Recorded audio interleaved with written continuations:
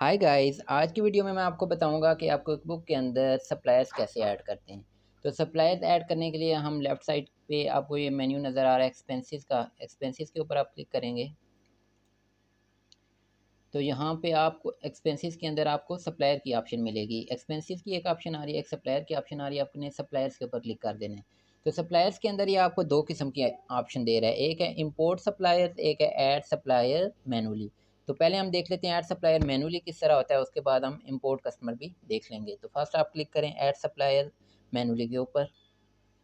यहाँ पे आपसे ये सप्लायर का टाइटल पूछेगा। टाइटल में आप एमएस लिख सकते हैं या कोई और टाइटल है तो वो यहाँ पे ऐड कर सकते हैं। फिर सप्लायर का आपने फर्स्ट नेम, मिडिल नेम और लास्ट नेम यहाँ पे एंटर कर देना है।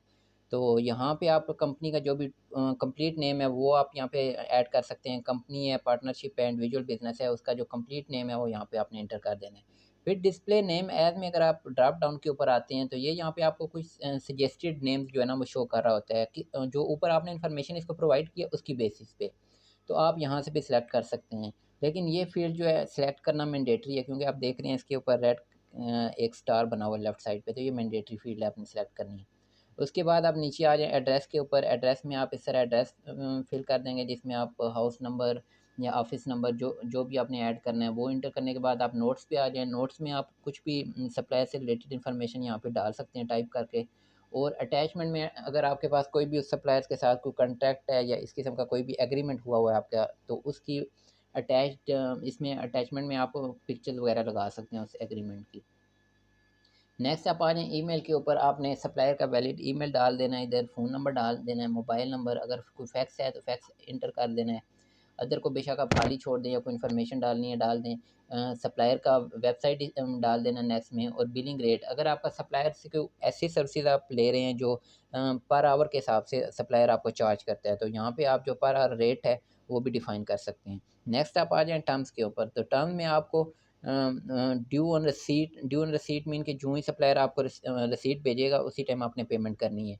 नेट 15 मीन कि आप 15 दिन के अंदर जब आपको सप्लायर एक सर्विस प्रोवाइड कर देगा उसके 15 दिन के बाद आपने उसको पेमेंट करनी है। नीचे नेट 30 डेज़ है, 60 डेज़ है। सप्लायर्स के जो पेमेंट टर्म्स होती हैं वो डिफरेंट होती हैं। कोई सप्लायर आपको 15 डेज़ का क्रेडिट देता है, कोई 30 डेज़ का, कोई 60 या अब देखें इसमें इसके अलावा अगर आपको कोई सप्लायर 90 डेज़ का क्रेडिट दे रहा है तो उसके लिए आप ऐड न्यू की ऑप्शन पे क्लिक करके इसमें कोई मज़ीद भी टर्म डिफ़ाइन करना चाहें तो वो भी डिफ़ाइन कर सकते हैं।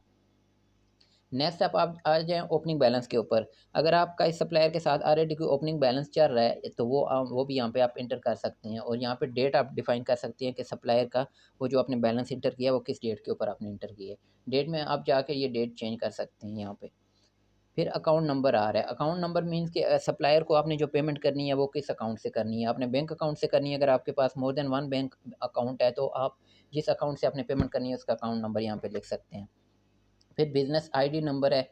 बिज़नेस आईडी नंबर की जो बाज़ लोग रजिस्टर्ड बिज़नेस रन कर रहे होते हैं तो उनका एक रजिस्ट्रेशन नंबर होता है, तो वो आप यहाँ पे प्रोवाइड कर सकते हैं। इसके अलावा यहाँ पे अगर आप आते हैं डिफ़ॉल्ट एक्सपेंस अकाउंट में। डिफ़ॉल्ट एक्सपेंस अकाउंट में काफ़ी सारे अकाउंट्स आप देख रहे हैं, जिसमें आप राइट साइड पे देखें तो यहाँ पे हेडिंग में आ रहा है एक्सपेंसेस। एक्सपेंसेस मीन के कुछ ऐसी आप सर्विसेज ले रहे हैं जो इनडायरेक्ट एक्सपेंसेस हैं आपके, तो वो आपके एक्सपेंसेस के अंदर आ जाएंगे। इसके अलावा अगर आप कोई ऐसी परचेजेस कर रहे हैं सप्लायर से जो आप डायरेक्ट जिसको एक्सपेंसेस कहते हैं, तो वो कास्ट ऑफ गुड सोल्ड या कास्ट ऑफ सेल का पार्ट होते हैं। तो आप यहाँ से कोई डायरेक्ट लेबर है, मटेरियल है, तो वो यहाँ से आप सेलेक्ट कर सकते हैं। यानी कि जब आप यहाँ से एक कोई भी अकाउंट यहाँ पे सेलेक्ट कर लेते हैं तो जब आप उस सप्लायर की इनवाइस सिस्टम के अंदर डालेंगे तो वो ऑटोमेटिकली इस अकाउंट को जाके हिट करेगा। यानी कि एक तरफ सप्लायर का पेएबल इंक्रीज़ होगा, दूसरी तरफ आपका ये वाला जो एक्सपेंस आपने यहाँ पे अटैच किया होगा, दूसरी तरफ उस एक्सपेंस का बैलेंस इंक्रीज़ हो जाएगा। तो ये सारी चीज़ें आपने इंटर करने के बाद सेव पे क्लिक कर देना है, तो आपका सप्लायर जो है वो इंटर हो जाएगा। ये देखें सप्लायर एमएस सारा एहसन हयात सेव्ड सक्सेसफुली। ये तो अब हो गया मैनुअली सप्लायर को कैसे ऐड करते हैं। अब हम आते हैं दूसरी ऑप्शन के ऊपर जो था इंपोर्ट वाला ऑप्शन। अभी ये न्यू सप्लायर के साथ आप देखें एक एरो बना आ रहा है, इस पर आप क्लिक करते हैं तो इंपोर्ट सप्लायर्स हाईलाइट हो जाता है। इंपोर्ट सप्लायर्स पे आप आएँ तो डाउनलोड सैंपल फ़ाइल मीन्स कि आपने यहाँ से एक सैंपल फ़ाइल डाउनलोड करनी है, उसी के अंदर ही आपने डेटा फिल करके इसको प्रोवाइड करना है। अगर आप खुद से कोई एक्सेल फ़ाइल बना लेते हैं और यहाँ पे उसको अपलोड करने की कोशिश करेंगे तो ये उसको एक्सेप्ट नहीं करेगा। तो मैंने एक फ़ाइल डाउनलोड करके रखी हुई है, वो मैं आपको शो करा देता हूँ।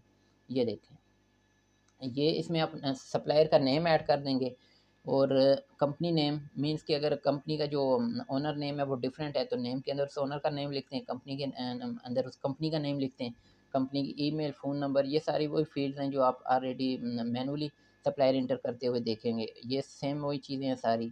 और एक ये टैक्स आईडी नंबर है। टैक्स आईडी नंबर ये चीज़ होती है कि आप अगर आपका जो सप्लायर है वो रजिस्टर्ड है, उसका वो फाइलर है, तो आप उसका टैक्स रजिस्ट्रेशन नंबर यहाँ पे डाल देंगे। तो जब आप उसको पेमेंट करने लगेंगे तो ऑटोमेटिकली आपको पता चल जाएगा कि ये फाइलर है, इसके ऊपर फाइलर वाला विदहोल्डिंग टैक्स लगना चाहिए। अगर वो नॉन फाइलर है तो नॉन फाइलर वाला विदहोल्डिंग टैक्स लगेगा।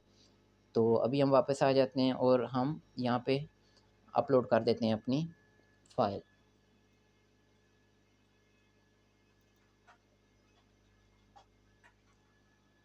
इसके बाद आपने नेक्स्ट पे क्लिक कर देना है।